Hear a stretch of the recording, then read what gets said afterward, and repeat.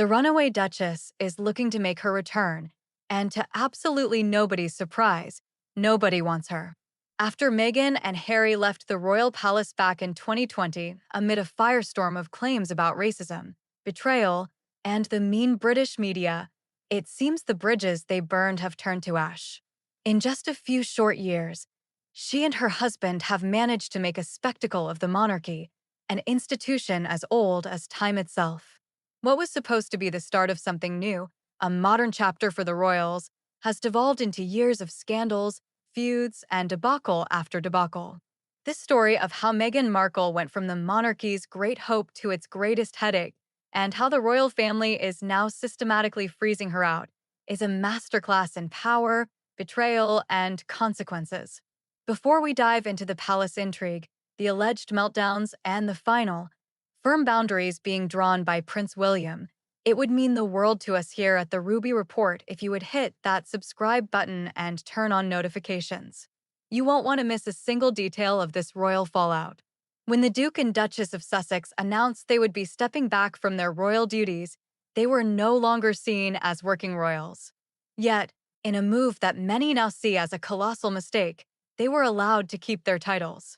Ever since the infamous Megxit, what has been known to carry the prestige and weight of responsibility has been turned into a marketing gimmick.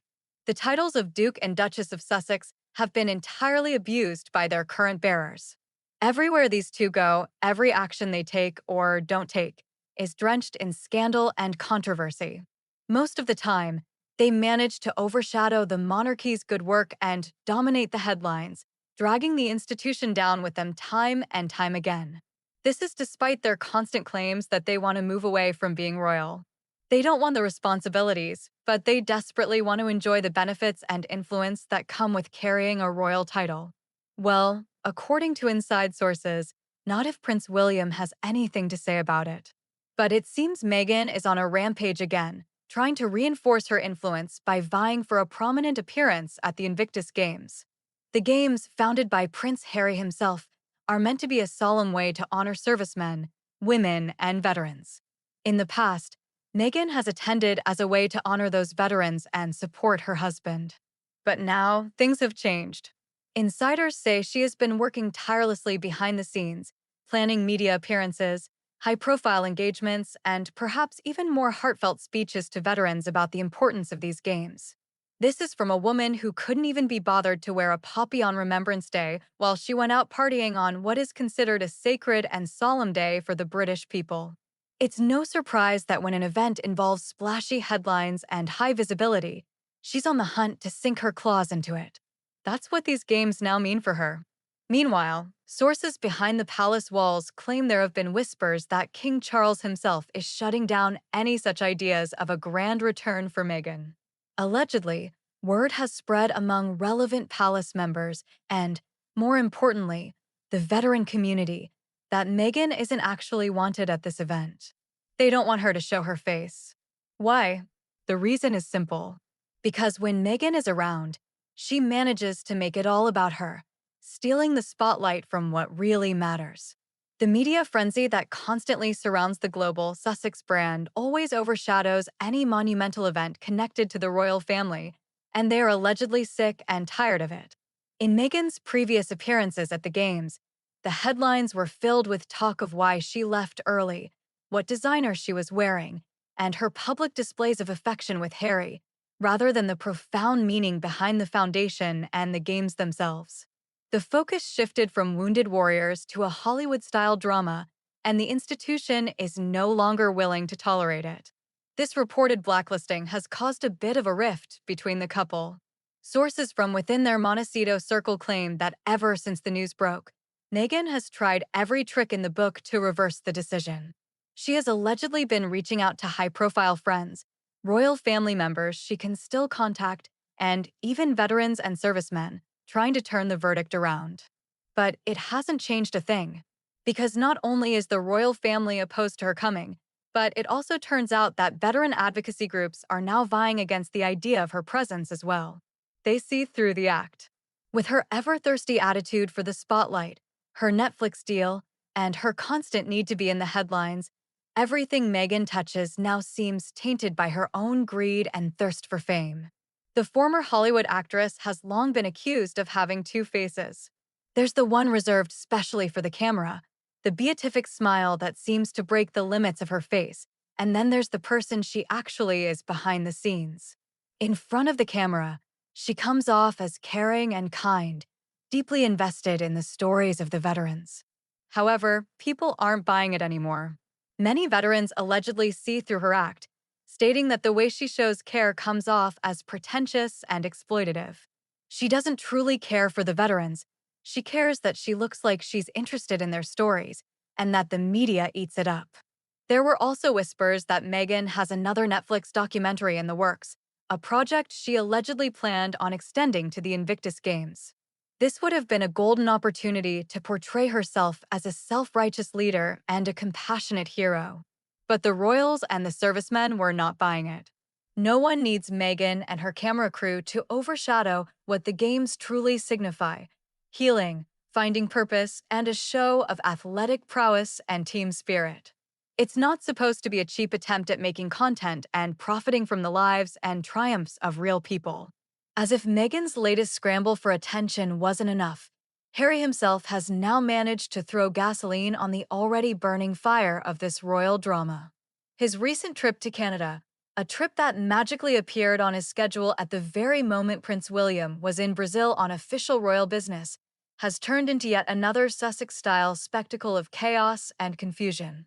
At first, Team Sussex tried to spin the narrative, insisting Harry wasn't trying to upstage his brother. They claimed the trip had been planned nearly a year in advance and that details were released late due to security issues. That was their story, and as usual, they expected everyone to just swallow it. But now, the palace has allegedly come out swinging, fully denying that Harry informed them about anything. According to reports, royal aides were completely blindsided, caught off guard by yet another surprise trip from the Sussexes. And this is where it gets messy. Harry had supposedly agreed long ago to share his schedule with the palace for basic coordination, a common courtesy to avoid conflicting events. Yet, no one at the palace received any memo, any briefing, or any heads-up whatsoever. Sources say palace officials have been scratching their heads, asking Team Sussex who exactly they told and when. And in classic Sussex fashion, the moment real questions start flying, the line goes silent.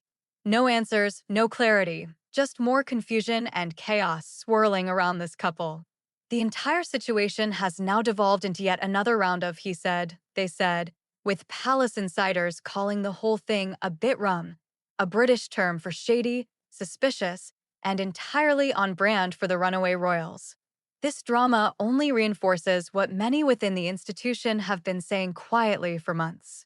Whenever Harry and Meghan step onto the global stage, the focus inevitably shifts from duty and service to spectacle and scandal, even during solemn remembrance events meant to honor veterans. Where does all of this leave Harry, the man who built the Invictus Games from the ground up, the one royal project he can still claim as his own? This is where the real tragedy of this entire saga becomes painfully clear. While Meghan is allegedly scrambling behind the scenes, calling in favors and trying to force her way back into any spotlight she can grab, Harry finds himself trapped in the middle. He is torn between the institution he once belonged to, the brother he once cherished, and the wife whose ambitions have completely reshaped his entire world. For years, Harry insisted the Invictus Games were about veterans, healing, and resilience. And in the beginning, that was true. But ever since Meghan inserted herself into the narrative, the Games have slowly transformed from a deeply personal service project into another stage for Sussex-branded theatrics. Every appearance became a fashion moment, and every speech overshadowed the athletes. The headlines stopped being about wounded warriors and began focusing on Meghan. And now, with the royals quietly blocking her return, the truth is finally surfacing. The Games were never meant to be another PR vehicle, and the people behind Invictus will not let them be turned into a cheap Netflix storyline. Meanwhile, behind palace walls, Prince William and King Charles are allegedly locking in a silent, calculated strategy.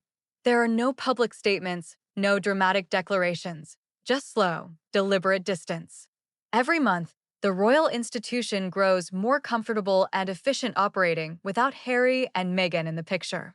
They aren't fighting them anymore because they don't need to. They're simply letting the Sussex brand exhaust itself on its own drama. Harry's recent trip to Canada, scheduled so suspiciously, has only widened the canyon between the two brothers. What used to be a tight-knit bond is now reduced to icy coordination failures and deep-seated mistrust. William represents the future of the crown: stability, duty, and continuity. Harry now represents unpredictability, spectacle, and chaos. For the monarchy, that contrast is no longer tolerable. Sources say William has reached his limit. No more surprises, no more unsanctioned coincidences, and no more PR stunts that drag the crown into tabloid messes. He's drawing the line, even if it means permanently shutting the door on his brother's involvement in royal-adjacent spaces, Invictus included. And Harry? He's stuck. He's caught between an institution that no longer trusts him and a wife whose brand depends on high-visibility moments that he can no longer guarantee her. The tension bubbling in Montecito isn't just a rumor, it's the natural fallout of two conflicting worlds colliding. Harry wants legitimacy, Meghan wants the spotlight, but the royal family is giving them neither. In the end, this isn't just about a game or a trip to Canada. It's about a couple who walked away from the royal family claiming they wanted peace and privacy, only to spend years clawing for relevance and attention in the very system they condemned. And now, the royals aren't fighting them, they are simply letting time, distance, and silence do the job. The more Harry and Meghan push, the more politely but firmly they're being frozen out. As the palace closes ranks, as William rises in authority, and as Harry's world continues to shrink, one thing becomes undeniably clear. The Sussexes may try to reinsert themselves into royal spaces, but the monarchy has already decided their fate. Their era of influence is fading, their invitations are drying up, and their grip on the narrative slips a little more each day.